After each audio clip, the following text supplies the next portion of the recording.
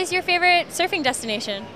My favorite surfing destination, I would have to say, was my home, like where I grew up, Coolangatta, which today is known more like the Superbank. It's known more as the Superbank, which everybody knows. But back in my time, it was a break called Kira, which is not the same as it was back then because there's too much sand, which created the Superbank. Yeah. But if you want to go back in time, Kira's better. A lot of great memories spent there, huh? Yeah. I mean, I'm old now, so you have a long body of work on which to consider. Any plans for the future?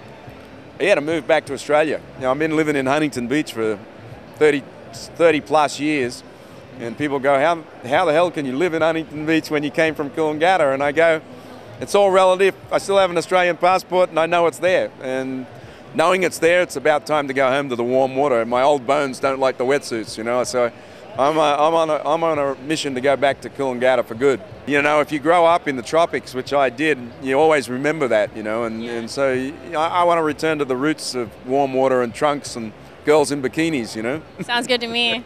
So tell me about your affiliation with Victory.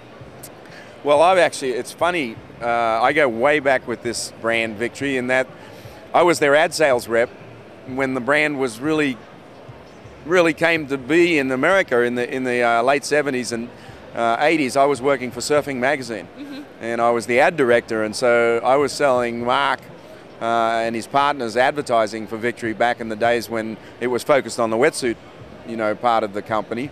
And then more recently, Mark got back. I see Mark all the time. He plays volleyball on the beach at Huntington, and one day he said, "Hey, listen, I've got this new fabric, cord dry.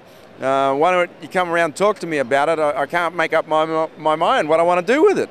And so we got together and talked about it, and I said, well, this is a really innovative product, so we should do something with it.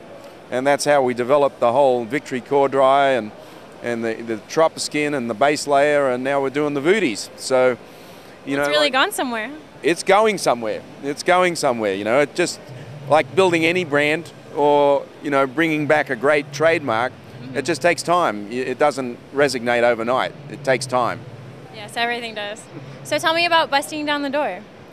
Well, Busting Down the Door is based on one of my, boyhood friends, Rabbit's autobiography, and a story that he wrote in Surfer Magazine that I was actually on the cover of the issue that he wrote that story in, Busting Down the Door. And Sean Thompson decided he wanted to make this film about the impact that we had on professional surfing and surfing in the 70s. And so Sean, picked 5 of his peers, me being one of them, Ian Cairns, his cousin Michael Thompson, Rabbit, and Mark Richards. And we were all interviewed in separate times about that time. And I think what's the most interesting part about all that, we didn't all know who was being interviewed, but we all ended up telling the same story. So that kind of even made it more impactful because it really made it feel like, this is genuine. Yeah. Well, that's good. Well, thank you so much for joining us on the purple carpet.